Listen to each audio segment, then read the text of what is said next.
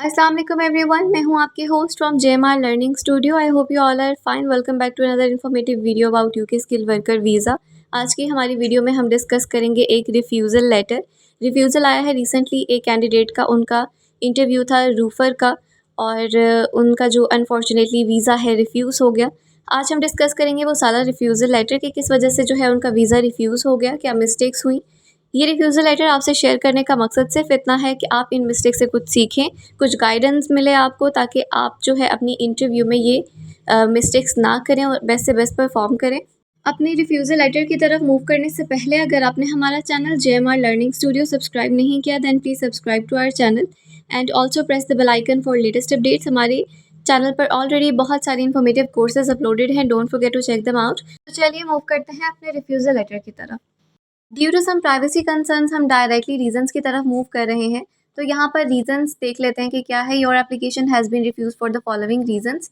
You applied for entry clearance as a skilled worker under Appendix Skilled Worker of the Immigration Rules and your application has been refused because you do not meet the criteria. To be granted permission as a skilled worker, you must genuinely intend and be able to undertake the role for which you are being sponsored and not intend to undertake employment other than in the role for which you are being sponsored और as otherwise permitted by your condition of grant.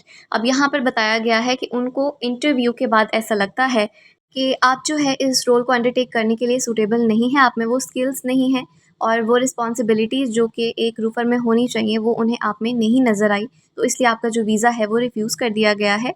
And after initial assessment of your application you were invited to attend an interview at the visa centre which was conducted via Teams video link on 16th August 2024, and during the interview you were asked the following questions in relation to your previous experience and qualifications।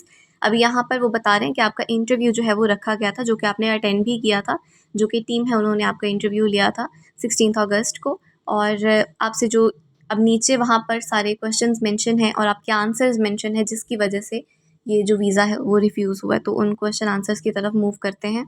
जो first question उनसे पूछा गया था जिसकी वजह से refusal आया है, उसमें फर्स्ट क्वेश्चन है, do you have any relevant experience और qualifications, if so please provide details. यहाँ पे रेलेवेंट एक्सपीरियंस और क्वालिफिकेशंस का पूछा गया था which both are important in this field. और फिर डिटेल प्रोवाइड करने का कहा गया जिसमें डिटेल में बताया गया that in 2018 I have a qualification but in this field I do not really need a qualification. Experience is construction related and expertise is in shuttering। तो यहाँ पर बताया गया है कि उनके पास क्वालिफ़िकेशन इस फील्ड की नहीं है, लेकिन उनको ऐसा लगता है कि क्वालिफ़िकेशन इंपॉर्टेंट भी नहीं है क्योंकि उनके पास एक्सपीरियंस है, एक्सपर्टीज़ है। नेक्स्ट क्वेश्चन है, do you feel like you have all the necessary skills to undertake this job in the UK and can you please explain to me why do you think you do. अब यहाँ पर इसका answer दिया गया है that experience in this field for example things like soft skills and hard skills, communication skills, adaptation skills, team work, hard skills means to work with tools efficiently and maintaining those tools, judging whether before working in it and doing quality work, keeping safety in consideration all the time.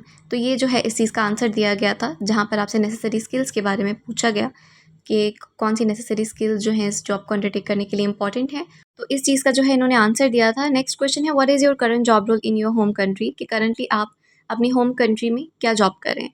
So the answer was shuttering work at the moment, कि वो shuttering work कर रहे हैं उस moment पर, मतलब जब interview हुआ था तब वो शटरिंग का काम कर रहे थे। And next question was, how long have you been working in this job role in your home country. So the answer was 1.5 year। And the last question of this part is, do you have any previous employment experience, कि आपके previous जो है employment experience क्या है, अगर है तो बताएं। तो it was construction that I have also worked with a contractor, कि कॉन्ट्रैक्ट पर उन्होंने कंस्ट्रक्शन का काम भी किया है। तो ये सारे इनके जवाब थे और ये सारे क्वेश्चंस थे। तो अब देखते हैं कि इन क्वेश्चंस पर रिफ्यूज़ल क्यों आया है। तो यहाँ पर नीचे इन्होंने ये चीज़ें मेंशन भी की हैं कि इन क्वेश्चंस और आंसर्स पर रिफ्यूज़ल उन्होंने क्यों दिया है। That you have advised that you have experience in construction specially shuttering, but I note that you have not provided any employment letter as evidence in your support of your application. अब यहाँ पर जब उन्होंने अपना बताया कि किस चीज़ के बारे में इनका एक्सपीरियंस है, तो उन्होंने ये बात नोट की कि आपने इससे रिलेटेड कोई भी जो डॉक्यूमेंट है वो प्रोवाइड नहीं किया। इसकी वजह से यहाँ पर मसला आया है, क्योंकि आपने बता तो दिया है कि आपके पास एक्सपीरियंस है, लेकिन उस चीज़ का कोई प्रूफ नहीं है।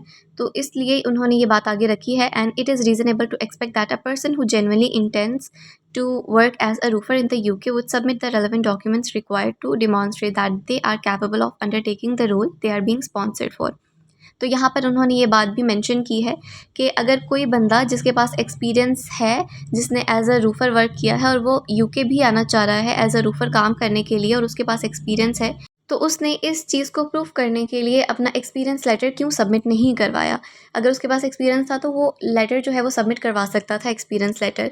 अब ये जो एक्सपीरियंस लेटर्स होते हैं ये आपके सपोर्टिंग डॉक्यूमेंट्स होते हैं और ये आपको बहुत ज़्यादा हेल्प करते हैं। तो हम आपको यही एडवाइस करेंगे कि अगर आपके पास किसी चीज़ का एक्सपीरियंस है तो उसका ज़रूर, और आपने अगर वो चीज़ अपने इंटरव्यू में मेंशन भी करनी है, क्योंकि आपको पहले पता होता है कि आपने इंटरव्यू देना है। बंदा मेंटली प्रिपेयर रहता है, किसी का इंटरव्यू आता है, किसी का नहीं आता। लेकिन फिर भी अगर आप मेंटली प्रिपेयर हैं, आपको पता है कि इंटरव्यू होगा, तो आप अपना पूरा एक्सपीरियंस भी वहाँ पर शेयर करेंगे।